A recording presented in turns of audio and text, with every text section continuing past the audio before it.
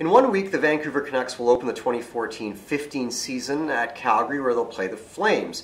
Tony Gallagher is here with me to discuss a few issues going into the season opener.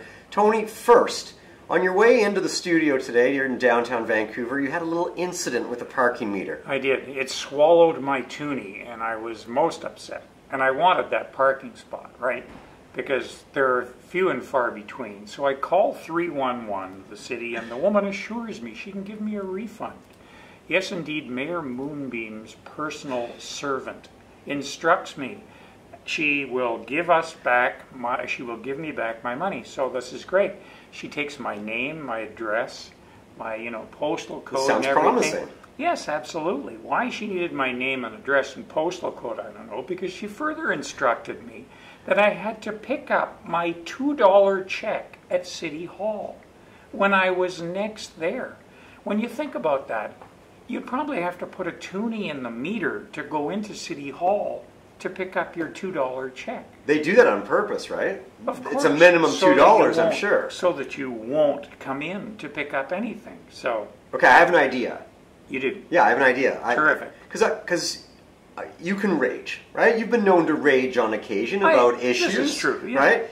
So there's a real risk here that the city's going to come out of this looking bad. Not just this video, but you might be on the radio. Other things might happen. They should. Right, and so I'm thinking that what if when they were doing garbage pickup, the garbage man comes around the front door, drops an envelope with a toonie in it, and a little note in your mailbox, and it just says, "Hey Tony, here's the $2 for the parking meter." You would be flabbergasted. You would be. It would be great PR, wouldn't it? I think it'd be amazing PR. It wouldn't apply to me though, because I live at UBC, and the garbage is picked up privately. So, furthermore, they come at 7:15, so I'd be further enraged at being woken up at the crack of dawn by a garbage man wishing to return a toonie to me. So, that's the end of that idea with respect to me. For someone who lives in Shaughnessy, works fine. Okay, let's talk Canucks.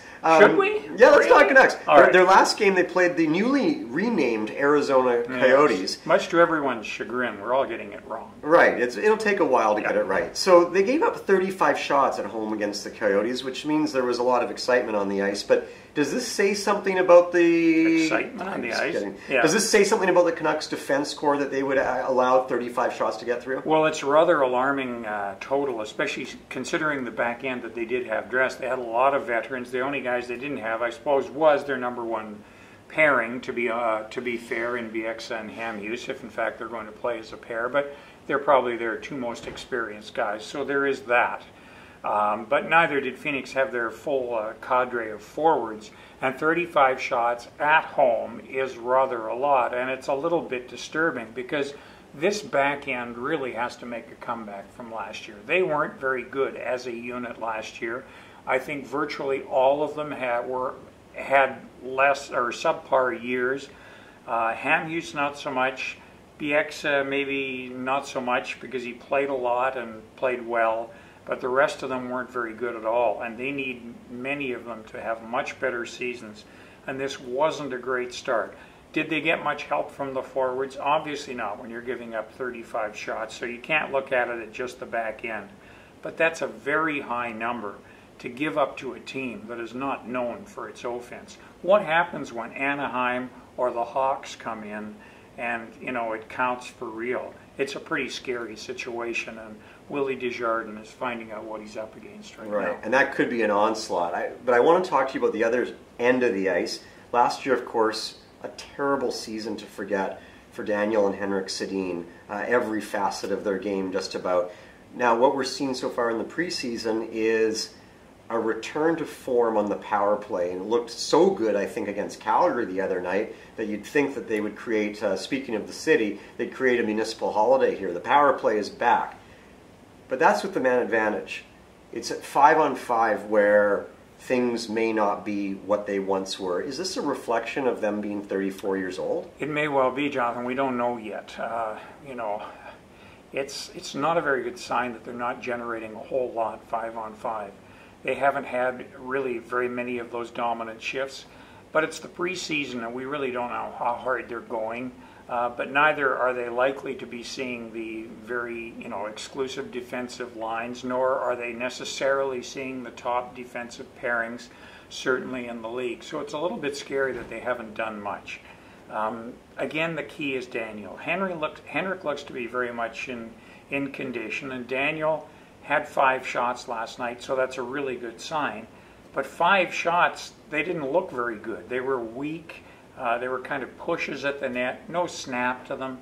It was a little scary that way. On the power play, they threw it around nicely, and of course Verbata scored. But when is Daniel going to score? That's what everyone's worried about. That's what everyone's wondering. Everyone knows Henrik's not going to score, but Daniel's got to be the trigger man. And what you fear is that they have a season whereby Radim Verbata gets 40 goals, but the line only gets 41 because the other 2 are suddenly playmakers. The biggest problem right now is Daniel is turning into his brother Henrik. You've got 2 great playmakers on one line setting up one guy, and just how effective is that going to be as a top line? We'll have to wait and see. Okay, finally, let's go from talking about guys who've got a decade and a half of experience in Vancouver to a fellow who's got 2 or 3 weeks experience, Bo Horvat. A lot of talk about this guy. Is it a waste of time to send him back to junior hockey where he'd play with London of the OHL? Is it a waste of time to keep him up here where we know what happens to some rookies? They spend 40, 50, 60 games sitting in the press box watching. They learn, obviously, in practice and learn from observing.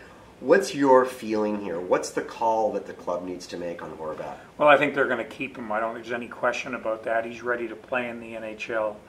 He represents a little bit of excitement for the fans. They do have that roster spot created when they were able to waive Markstrom. And it's clear that he may not play every game, but he does have a lot to learn from sitting in the press box. They can keep him at least 9 games, which would be at least the month of October and perhaps longer if they intersperse them, and then make a decision then. But sending him back to junior is going to be a waste of time. And what tends to happen, especially within the Canuck bailiwick, is that the guy goes back and gets hurt. It happened to Luc Bourdon. He was ready to play in the NHL when they first brought him up. Because he was a defenseman, they said, oh no, we can't have this. We've got to send him back. He went downhill. He regressed. He got hurt. Then, of course, we had the tragedy with him. So we never really find out what kind of a player he was going to be. But with Horvat being ready, it's not Bo Horvat's fault that they have this glut of centers. Now, Brad Richardson's out right now. No one really knows how bad he is. But he's expected, at least the rumbling is that he's not serious and he's expected back. So that means they've got Richardson, Mathias, and Horvat all looking for center time on that 4th line. Or, in fact, maybe they can move Lyndon Vey to the wing and use 2 of those guys in the 2 centers or spots that they have over and above Henrik and Nick Bonino. So they're going to do something, but I think that Horvat has a lot to learn from being around NHL players and that they should keep him. Okay, Tony, well, there's much more to talk about. We'll do this again. Of course, you can read Tony Gallagher every day at provincesports.com.